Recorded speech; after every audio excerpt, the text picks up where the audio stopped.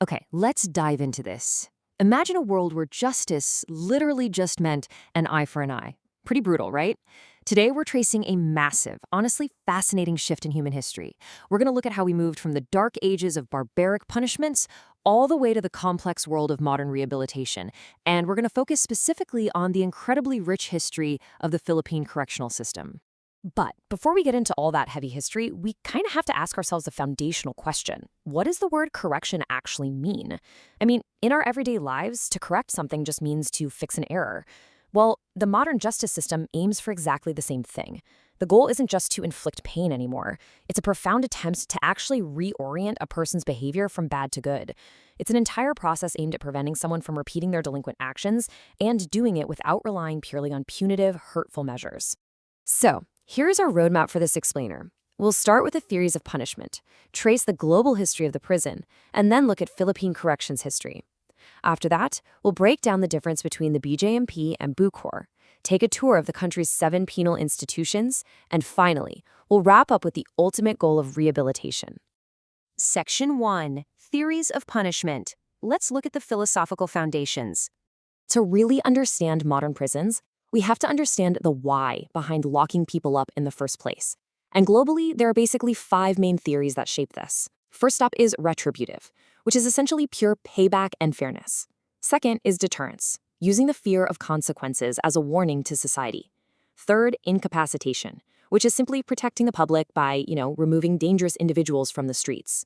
Fourth is rehabilitation, treating crime as a correctable problem that can actually be fixed through therapy.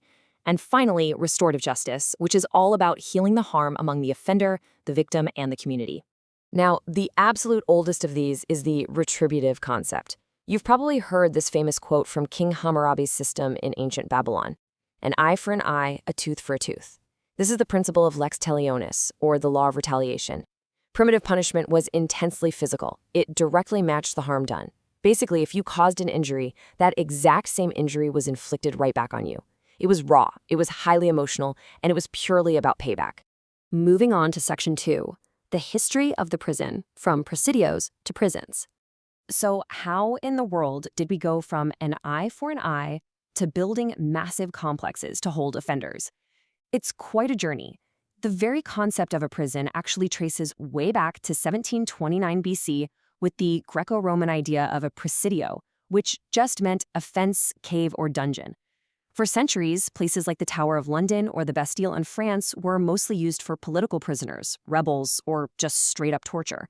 But by the late 1700s, reformers, like the Quakers over in America, started pushing for humane treatment. That led to the Walnut Street Jail in 1790, and from there, 2 competing philosophies emerged: the Pennsylvania system, which relied heavily on extreme solitary confinement for repentance, and the Auburn system in 1819, which introduced group work during the day and solitary cells at night. You can really see the stark contrast in this shift.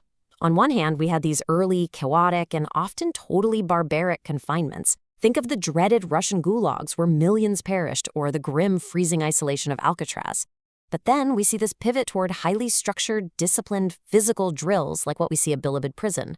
The whole world basically moved from mere containment and torture toward organized, disciplined routines that were designed to actually instill order and rehabilitation. All right, Section 3, Philippine corrections. Let's do a historical overview.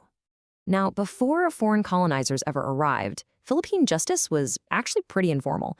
It was community-based, with local chieftains handing out temporary penalties, really just to stop culprits from causing more trouble for the local residents.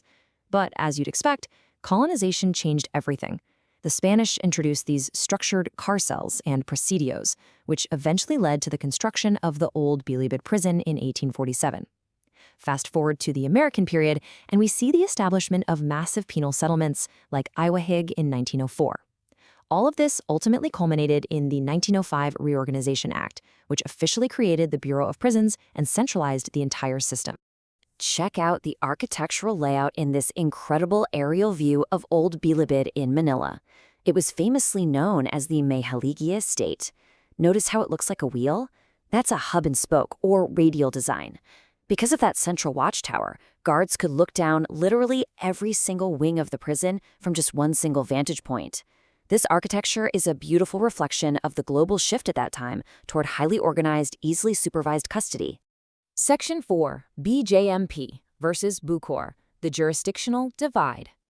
Okay, if you really want to understand how the system operates in the Philippines today, you absolutely have to understand this vital bureaucratic split. It impacts everything, from facility overcrowding to whether an inmate's rehabilitation actually succeeds. We essentially have two distinct agencies. First, the BJMP, which is under the Department of the Interior and Local Government. They handle local, district, city, and municipal jails. Basically, they hold people awaiting trial or those serving short sentences of 3 years or below. On the flip side, you have Bucor, under the Department of Justice. They manage the massive national penitentiaries, housing folks who are finally convicted and serving sentences of more than 3 years, all the way up to life imprisonment. So it all boils down to one simple thing: time. The ultimate dividing line between these two agencies is simply the length of the sentence. From one single day up to 3 years, an offender stays under local management in municipal, provincial, or city jails. But the very moment that sentence hits 3 years and 1 day, their legal status completely changes.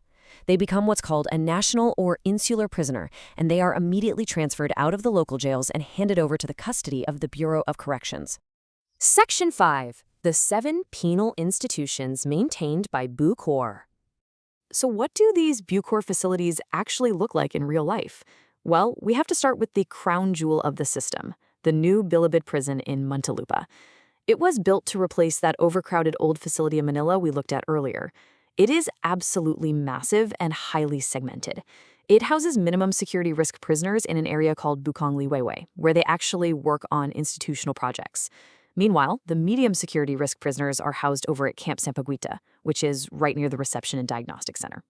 Now heading down south to Zamboanga City, we find the San Ramon Prison and Penal Farm. This one has some serious history. It was founded way back in the 1870s and named after its founder, Captain Ramon Blanco of the Spanish Royal Army. Originally, it housed political offenders. In fact, Dr. Jose Rizal himself was once confined here. Today, it's huge, spanning an estimated 1,546 hectares. But hey, if 1,500 hectares sounds big to you, brace yourself for this number: 36,000. That is the unbelievable land area, in hectares, of our next facility. That massive number belongs to the Iwahig Prison and Penal Farm in Palawan, established by the Americans in 1904, initially for those deemed incorrigible. It has completely transformed into a world-renowned open-air penal institution.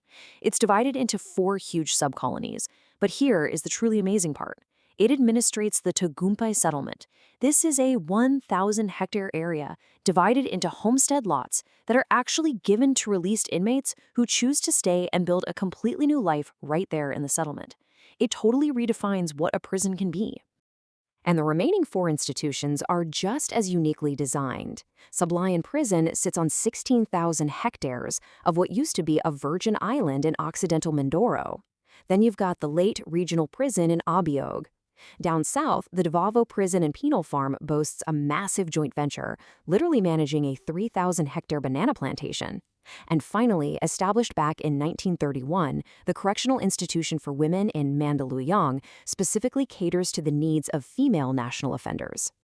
Finally, Section 6, the goal of rehabilitation and returning to society. We've seen the history, we've looked at the concrete walls, but what is the actual philosophy driving these spaces today? The modern system operates on what they call therapeutic modalities. This is not just about locking doors anymore. It's a highly structured approach involving values formation, vocational training, and psychological counseling. And notice the profound shift in language here too. The system officially refers to inmates as persons deprived of liberty, or PDLs. That linguistic shift is huge. It reflects a core principle.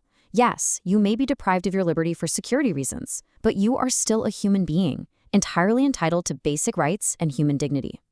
Rehabilitation is, a really complex puzzle. The guiding principles of Philippine corrections make it crystal clear that justice must be enforced with firmness, for sure, but it always has to be tempered with understanding. The system officially mandates that no procedure should ever deprive an offender of the hope for their ultimate return to society as a law-abiding, fully productive citizen. So, we've journeyed all the way from ancient retaliation to modern therapeutic communities. The framework for rehabilitation and human dignity is very clearly written into the laws and mandates of both the BJMP and Bucor. But it does leave us with a pretty massive ongoing challenge to reflect on. Does our justice system, as it operates in reality today, truly correct behavior, or does it merely contain it?